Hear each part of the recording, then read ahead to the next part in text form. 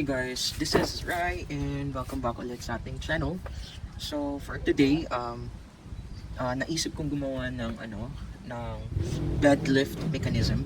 So since naghanap ako sa Shopee kung magkano yung mga prices, umaabot kasi ng 1,000 plus, meron ding 1,500 at saka meron ding 2,000. Okay, which is okay naman, di ba? Kasi all you need to do is to order, wait, and then attach, assemble, and then okay na yung bed, right? For now, naghanap din ako sa YouTube ng mga ideas kung paano, and so far, I ended up with this. Ayun, no? Okay, ang pangit. Okay, but guys, since marami akong sinubukan, I really don't know the dimension, ano mas magandang dimension, but so far, ito yung I think, mas okay na nasubukan ko. So, since ang mangyayari is, ganito siya, and then, ito na yung parang lift. Ganun na lang. Right? So, ganyan. So, kailangan talaga nakaslant siya kasi para, dito yung bed eh. So, para gaganon. Gaganon na siya. Right? So, touch natin to dun sa may support ng bed. And then, kung ililift na yung bed, so, ganyan na lang. Okay? But, since maliit lang to, my plan is not the whole size ng bed, okay? But my plan is half lang ng bed yung ikakat ko, and then half lang yung pwedeng maglift. So para yung ilalim, pwede natin malagyan ng gamit, right? So for now guys, since ito na yung parang guide ko for the second sa pair niya, so I'll finalize this one. Bubutasan ko ng malaki, lalagyan ko ng ibang bolt para mas magandang tignan, and then I'll try to polish the metal na rin using grinder, and then pipinturahan natin para mas gumanda. So guys, tingnan niyo yung first look niya. Ito siya. Okay, and then gagawa tayo ng pair niya later. And then, yep. Alright guys, so ito yung mga scrap metals.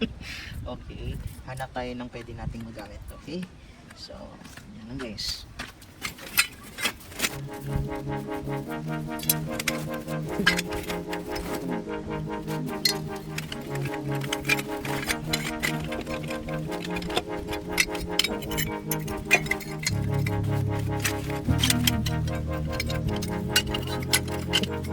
So ito guys, ito yung para sa pair ng isa. Then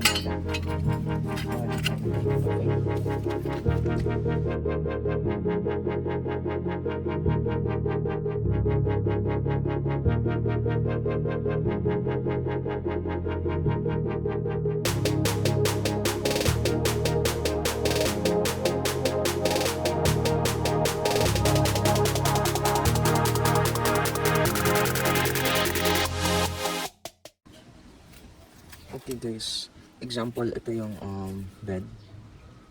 Okay, so ganyan siya.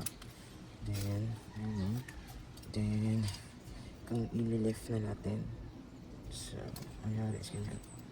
Okay, and so up na siya. Okay,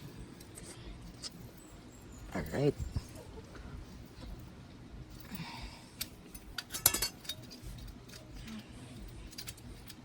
I-duplicate na natin yung mga butas sa ibang bakal.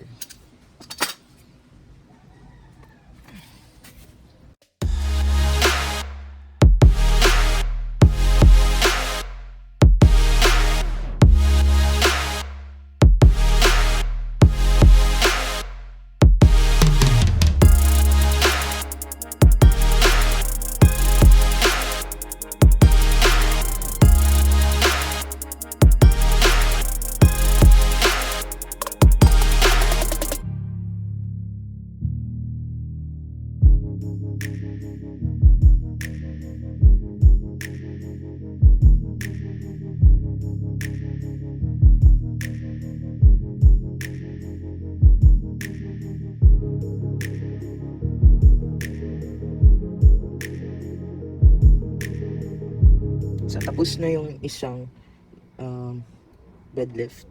So, next natin gagawin guys is try nating i-polish yung metal. Okay, gamit yung grinder.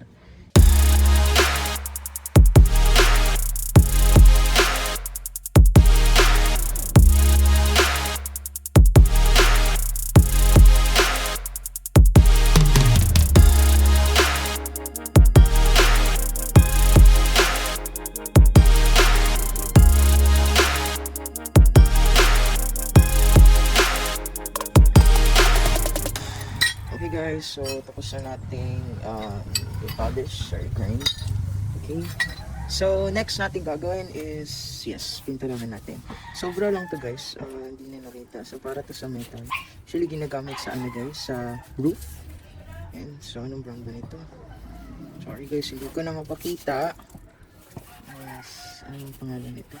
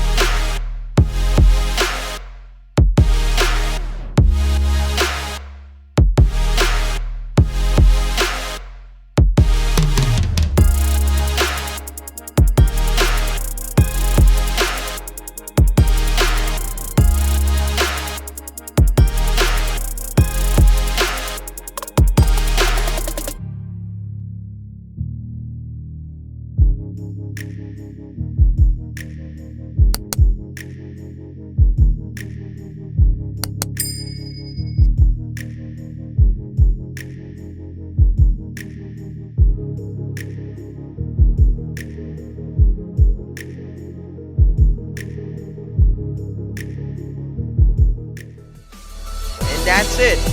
Thank you for watching.